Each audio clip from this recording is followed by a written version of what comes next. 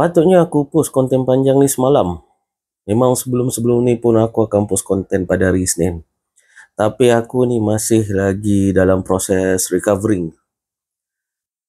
Sabtu malam Ahad, hidung aku dah start berair dah. Ada tanda-tanda flu kan. Dan badan aku pun dah memanas. Hari Ahad, seharian. Hari Ahad aku pergi klinik. I get treatment. And then dah dapat medication. Seharian aku tidur je kat rumah. Benda ni memang buat aku reflect on everything lah. It's like tiba-tiba je aku terasa macam tak ada benda yang penting. Like seriously.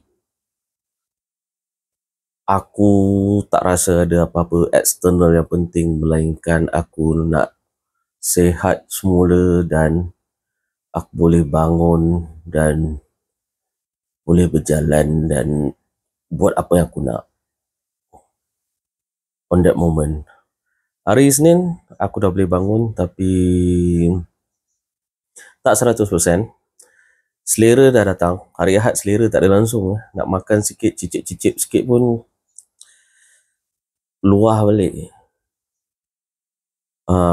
Jadi aku hanya alas perut je dengan Nestum untuk minum, untuk makan ubat lah. Jadi hari Ahad tu memang lain lah. Aku tak ingat bila last time aku macam tu. But then hari Isnin aku dapat buat konten pendek. Nak buat konten panjang aku rasa macam tak kuat. Hari ni aku fikir tak nak aku buat jugalah.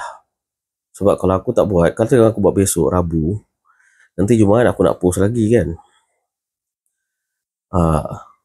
Jadi aku buat hari ni nak ceritalah macam mana terlantarnya dikata tu buat aku reflect everything. Dan betapa yang dikejar selama ni tiba-tiba terasa macam tak penting. Tapi aku tak tahu lah sebab aku belum sihat 100%. So darjah keinsafan tu masih tinggi.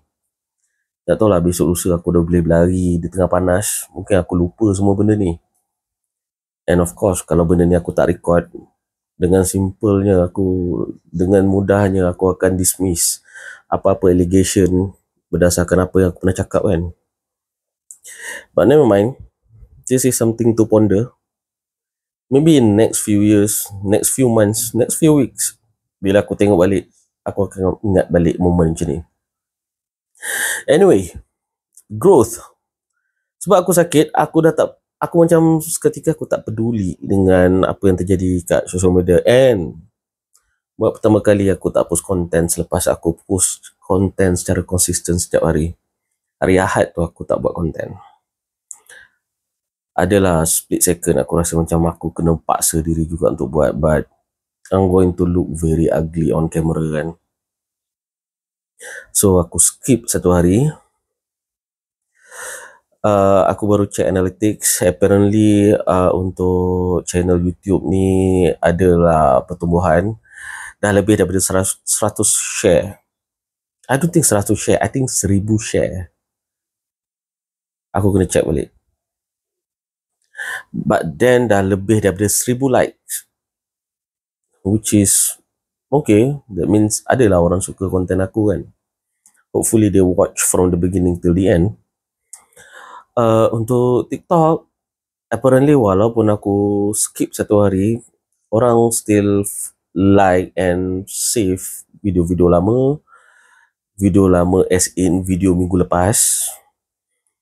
Dan aku dapat video kedua, konten kedua yang melebihi 100,000 view. Untuk YouTube, total view untuk semua video baru 160,000. Tapi untuk TikTok, aku dah ada 2 video yang melebihi 100 view setiap satu. So that's quite interesting. Tadi aku pergi cuci kereta dan aku duduk dekat food court yang aku selalu pergilah. And somehow that guy yang aku selalu beli shawarma dengan nasi Arab tu, dia jumpa aku kat TikTok. Which is, I don't know. aku rasa macam quite an awkward punya experience. It's like kalau selama ni interaksi aku dengan dia hanyalah untuk membeli makanan, and suddenly saya selalu tengok awak, saya tengok awak hari-hari, dia rasa macam kelakar pun ada. But never mind. Sayang sekali dia dah jadi customer public goal, jadi aku pun tak dapatlah nak close deal dengan dia. But never mind, maybe itulah objektif aku buat konten. Aku nak orang kenal aku supaya senang aku nak berurusan dan bertransaksi. Aku tak rasa aku nak cakap panjang. Aku still recovering. Hopefully dalam sehari dua aku akan jadi lebih baik. Kalau korang tengok video pendek aku, tengok betapa hambanya penyampaian aku, sebab aku memang tak kuat, and I make content for the sake of content. Like, susah aku nak master happiness tu, nak expresskan dalam video aku. I think that's all for today. Nanti aku post lagi. Aku tak tahu, lepas aku dah reflect semua ni, aku patut suddenly mencari segenggam berlian sejumlah emas. So apakah aku patut review? Kita tunggulah aku sembuh sepenuhnya dulu. Nanti aku post lagi lah. Assalamualaikum.